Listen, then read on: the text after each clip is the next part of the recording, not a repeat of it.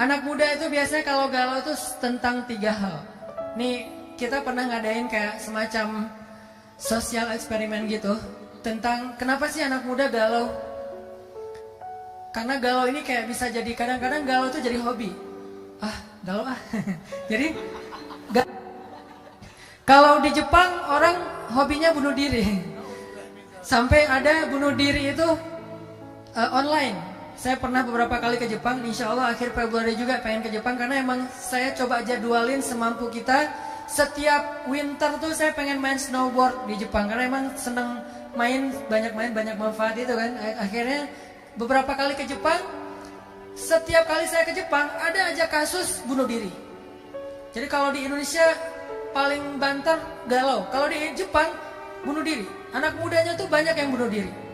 Kadang-kadang masalahnya sepele, lagi kayak nggak enak badan gitu, gue bunuh diri aja ya. Jadi nggak enak badan bunuh diri gitu. Jadi bete terus bunuh diri.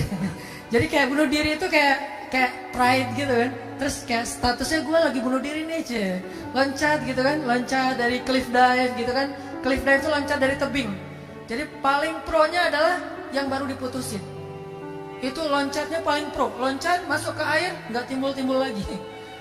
Nih karena bunuh diri itu udah jadi kayak masalah besar di Jepang. Sampai ada jasa bunuh diri online. Jadi kita tuh di bunuh diri online tuh bisa milih mau dibunuh pakai cara apa. Dan yang paling sakit tuh cara diputusin. Itu paling sakit gitu. Jadi kalau yang pengen gak sakit bunuh dirinya diselingkuhin. Itu lebih parah ya. Jadi ada jasa bunuh diri online. Dan waktu saya ke Jepang yang kedua, itu lagi ada kasus bunuh diri online. Terus ramai di TV Jepang gitu, kayak jadi viral, jadi trending topik gitu. Terus orangnya tuh kayak mesen, jadi online, kurirnya datang khusus buat bunuh dia. Dan dia bisa milih mau diracun, mau digantung, mau ditembak, mau dicemplungin ke laut atau gimana. Itu bisa milih, saking parahnya masalah galau di Jepang. Kalau di Indonesia galau itu mungkin hanya sekedar kayak masalah kecil lah ya, tapi kayak banyak gitu. Banyak banget Kabuni anak muda yang galau, termasuk Kabuni pernah galau? Pernah dong. Masya Allah. Pernah galau. Jadi tuh. kalau udah nggak jomblo juga masih galau ya? Iya, namanya juga anak muda ya teman-teman ya. Iya. Iya galau tuh pastilah Ustadz. Galau anak muda itu satu paket ya? Iya, biasanya kalau akhir bulan Ustadz kalau Iya, ngerti. Kalau itu galau bukan hanya anak muda, orang tua juga, terutama ibu-ibu nih. Kenapa? Karena masalah dapur kan. Betul. Bikin galau. Kalau menurut sosial eksperimen kita teman-teman, ada 3 penyebab anak muda galau. 1, masalah entertain. Contoh misalnya mau main kemana ya? Kok kayak mainan kita gini-gini aja ya? Kok tempat main kita kok digusur ya? Kok misalnya kita tuh mati ide ya, nggak bisa ngapa-ngapain. Terus mau ngapa-ngapain nggak punya modal kayak gitu-gitu. Jadi mau entertain, mau olahraga, mau hangout, mau touring, mau riding, itu nggak bisa gitu. Akhirnya galau. Yang kedua yang sering bikin anak muda galau itu masalah karir. Kalau masalah karir itu dari mulai sekolah, kemudian nanti pemilihan jurusan, kemudian nanti ujian nasional, apalagi kan itu galau banget. Kemudian masuk kampus mana, terus di kampus juga nyelesain skripsi itu galau banget karena menghadapi kadang-kadang pembimbing yang sesuka-sukanya dia. Kadang-kadang pembimbingnya kayak baper gitu. Setiap kita kasih judul, dia kayak baper, ini tentang saya ya, sih gitu. Ini tentang saya. Kenapa? Soalnya kita ngebahas masalah-masalah sosial yang mungkin banyak orang ngerasain gitu kan. Akhirnya nggak beres-beres skripsinya, sidang nggak beres-beres, itu bikin galau. Masalah karir, termasuk masalah kerjaan. Jadi kayak udah lulus kuliah ngapain gitu, mau kerja apa, lamar sana sini ditolak gitu, lamar kerja aja ditolak apalagi lamar cewek. Jadi kayak berat gitu kan. Nih yang kedua nih masalah anak muda nih, masalah karir. Yang ketiga nih yang paling berat, masalah cinta. Aduh. Itu tuh yang ya. paling sering bikin galau, masalah perasaan kamu. Cinta, betul. Jadi kalau diibaratkan dengan bahasa Al-Baqarah, surat Al-Baqarah tuh ada 3 jenis ujian yang Allah ujikan kepada manusia. Kata Allah, massathumul ba'sa wadh-dharra wazulzilu. Manusia itu diuji dengan ba'sa, dharra, zulzilu. 3 ujian. 1, ujian masalah kebutuhan fisik kita.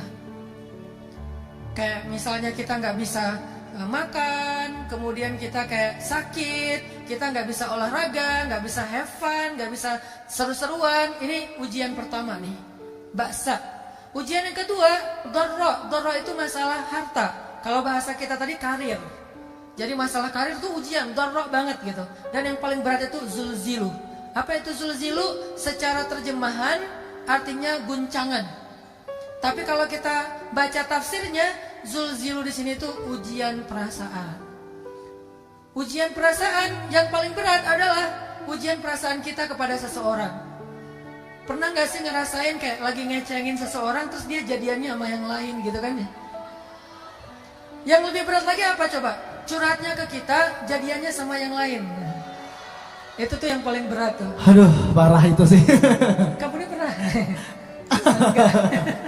Jadi kayak curhat sama kita tapi jadian sama yang lain. Atau ujian perasaan kayak diputusin dengan cara yang sangat-sangat santun. Diputusin tapi santun. Kita jadi adik kakak aja ya lah gitu. Itu tuh santun banget loh. Tapi nyakitnya tuh, sakitnya tuh di mana-mana ya, bukan di sini doang gitu. Dan ada yang lebih santun dan lebih sakit loh. Diputusin dengan cara apa? Dia ngomongnya gini, kita jadi ibu dan anak aja ya. Itu yang paling sakit loh. Dan itu ada ayatnya di Al-Quran, surat curhat. Teman-teman tahu surat curhat? Surat Al-Mujadalah. Kalau kita baca mujadalah artinya curhat. Kalau kita baca mujadilah artinya cewek yang lagi curhat, perempuan yang lagi curhat. Itu ada seorang sahabiat, seorang perempuan yang soleha banget, cewek yang keren banget. Dia itu diputusin sama suaminya. Kan diputusin bahasa fikihnya ditalak ya.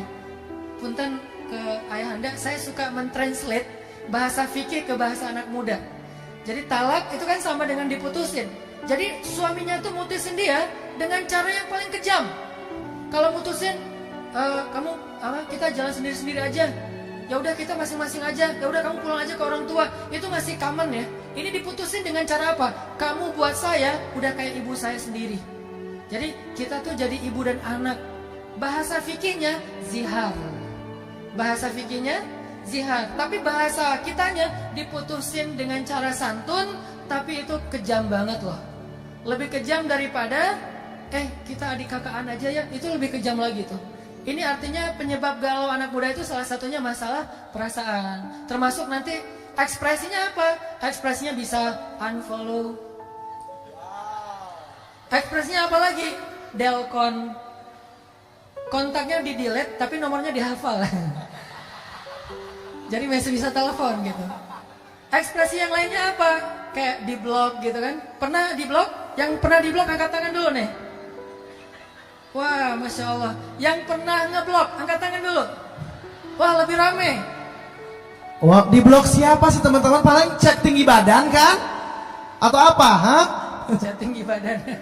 Saya tuh paling sebel ya, kalau lagi posting, tiba-tiba ada yang kayak iklan gitu kan. Tinggi badan Anda kurang, ini nyindir atau komen ya sebetulnya. Dan yang lebih sebel lagi tuh kalau dia jualan pemutih. Saya habis posting gitu kan. Anda ingin wajah Anda lebih cerah, maksud lo wajah saya terlalu doff ya. Jadi kayak lagi jualan atau lagi nyindir sih sebetulnya. Ini sebel banget, mau di blok. Kasihan orang jualan kan menghalangi rezeki orang kan.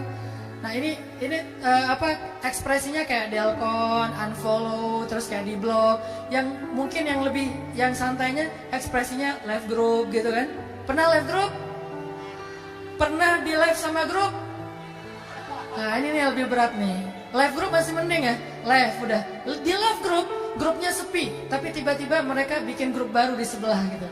Terus kita doang yang nggak diundang. Nah, ini yang paling kejam. Saya pernah korban di live sama grup. Jadi kayak pulang umroh gitu, bikin grup namanya grup soleh. Gara-gara ada yang baper, mereka akhirnya bikin grup satu lagi namanya soleh 2. Terus kita doang nggak diundang, yang lain semua ada, kita doang yang nggak ada. Ini namanya ekspresi kebaperan. Jadi baper atau galau itu kayak masalah yang cukup serius, walaupun mungkin nggak seperti di Jepang lah, kita doain karena anak muda Indonesia itu tangguh-tangguh kamu nih, mentalnya tuh kuat. Tapi kalau baper manusiawi. Baper tuh manusiawi. Galau manusiawi. Nabi pernah baper nggak? Pernah. Baper tuh ada dua ya. Ada baper yang positif, ada baper yang negatif. Kalau baper negatif tuh kayak tersinggungan, gampang bete, terus gampang kayak sakit hati sama orang gitu kan. Kalau baper yang positif, baper fisabilillah. Gimana baper fisabilillah? Baper ketika tilawah Al-Quran. La uqsimu biyaumil qiyamah wala uqsimu bin nafsil lawamah. Umar baca ayat itu gemetar kakinya, baper, bawa perasaan. Karena dia tilawah itu pakai perasaan. Ayahsabul insanu allan najma'a 'idhamah bala qadirina 'ala an nusawwiya banana bal yuridul insanu liyafjura amamah yas'alu ayyana yaumul qiyamah. Begitu baca ayat berikutnya, fa idza bariqal basar wa khasafal qamar wa jumi'ash syamsu wal qamar yaqulul insanu yawma idzin ainal mafar. Manusia pada hari itu bertanya, kemana tempat berlari? Kalla la wazar, gak ada tempat berlari. Langsung Umar tersungkur, tersujud, nangis sepanjang malam, gak bisa ngelanjutin ayat. Ini namanya baper yang ibadah. Jadi gak semua baper itu negatif. Ada orang yang bawa perasaannya pasti tilawah Al-Quran. Saya pernah tuh, suatu hari Kak Buni, teman-teman lagi nyetir sama teman saya namanya Pak Hidayat. Kenal Kak Buni pasti. Ini orang soleh banget. Dia supir angkot, tapi dia soleh banget. Pernah di Arab Saudi jadi TKI, makanya dari itu dia ngerti Arab gitu, ngerti bahasa Arab. Pas saya lagi nyetir bareng sama dia yang nyetir, bukan saya yang nyetir sih, dia yang nyetir gitu ya. Terus karena kita di tol gitu boring, nggak ngapa-ngapain, dia bilang, Ustadz tilawah dong biar saya dengerin gitu. Ya udah saya tilawah. Tabarakalladzi biyadihil mulk wa huwa ala kulli syai'in qadir. Saya baru baca 2 ayat, dia sambil nyetir itu udah terisak-isak nangis loh. Ini nih namanya baper. Bapernya Allah suka banget. Bahkan orang yang baper yang dalam makna positif itu termasuk 1 di antara 7 golongan yang dapat naungan Allah di padang mahsyar. Yauma la dhilla illa dhilluh, hari ketika tidak ada naungan kecuali naungan Allah. Siapa? Orang yang mengingat Allah dalam kesendirian, lalu berlinanglah air matanya karena takut kepada Allah. Ini namanya orang yang zikir tapi baper. Bahkan dapat golden ticket, dapat tiket gratis untuk bisa menikmati AC di padang mahsyar yang gak ada ruangan ber-AC kecuali dengan naungan Allah Subhanahu wa taala. Ini baper nih. Jadi saya baru baca 2 ayat, Pak Hidayat ini udah nangis. Masya Allah, akhirnya saya yang baca aja malu gitu ya. Kok yang baca gak nangis, yang dengerin nangis. Ini baper.